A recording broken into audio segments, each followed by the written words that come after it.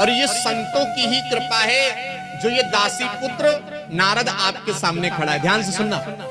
नारद जी ने कहा, व्यास जी मैं पूर्व जन्म में दासी का पुत्र था, मेरा जन्म हुआ, मेरे पिताजी का प्राणांत हो गया। ध्यान से सुनना। व्यास जी मेरी मैया गई और बगल में जो है कुछ दूरी पर एक आश्रम था, वहां पर सदगृहस्थ संत रहते थे।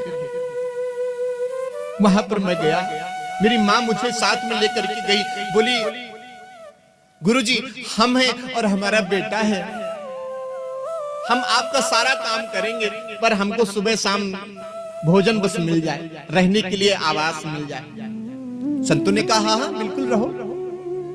नारद जी कहते हैं, व्यास जी मैं और अपनी माता जी के साथ में वहीं पर रहने लगा।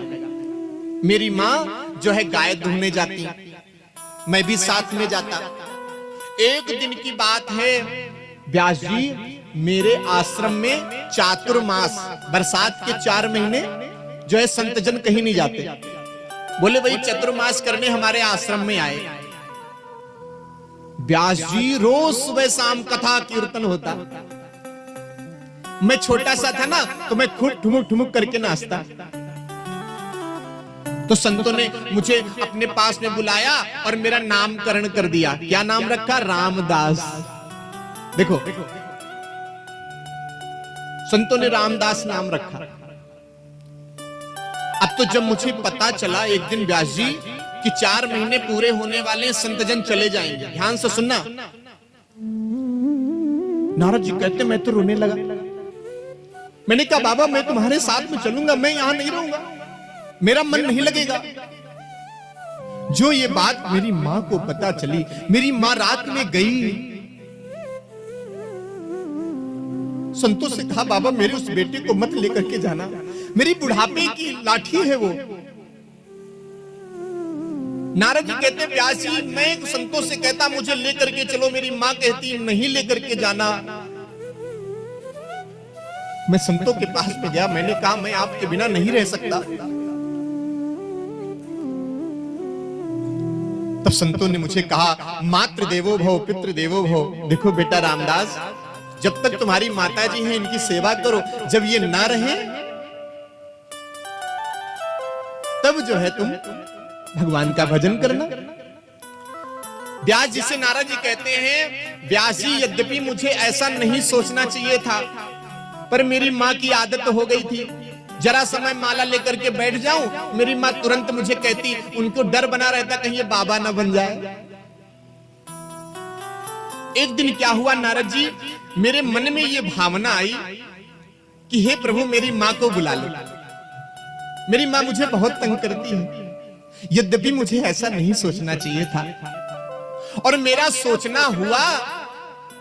एकदा निर्गताम गेहाद दुहंतीम निसिगाम पथि। एक दिन की बात, मेरी मां गाय धोने के लिए गई और वहीं पर काला सर्प था, मेरी मां ने पैर रखा और उस सर्प ने मेरी मां को डस लिया, मेरी मां का प्राणांत हो गया।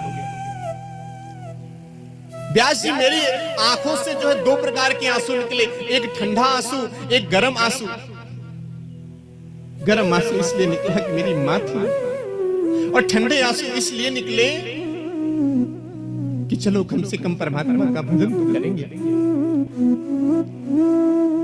नारद जी ने कहा यद्यपि मुझे ऐसा नहीं सोचना चाहिए था, लेकिन क्या करें, वैराग्य था मन में। व्यास जी आज तक कभी किसी की मां रही है? नहीं, किसी की मां नहीं रही है, सबको जाना है। मैंने अपने आंसू पोंछे। ये रोना भी कैसा रोना, नारद जी कहते हैं ये रोना भी कैसा रोना, ये तो मतलब का रोना है। क्या तुमको ये मालूम नहीं, ये हाल सभी का होना है। ये तो बैठी है दुनिया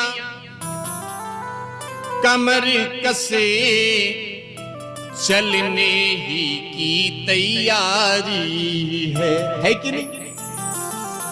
चल देता है वो स्वयं यहां जिस दिन भी जिसकी बारी है कि नहीं? चल देता है वो स्वयं यहां जिस दिन भी जिसकी बारी है। मैंने अपनी माता जी के सारे काम किए। मैं गया और मैंने बद्रिकानाथ आश्रम में जाकर के खूब मंत्र जप किया। एक दिन क्या हुआ, व्यासी मेरे मन में भगवान की छवि उत्पन्न हुई और मैं उसे देख करके नाचने लगा और तुरंत वो छवि गायब हो गई। मैं तो रोने लगा, चिल्लाने लगा। आकाशवाणी हुई, बेटा अभी तुम्हारी भक्ति प्रौढ़ नहीं है, जाओ तपस्या करो।